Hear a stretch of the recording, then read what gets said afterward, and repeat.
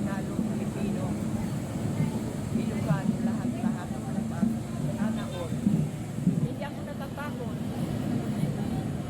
Kung makarating sa kanila, sa totoo, hindi sila, manluloko sila.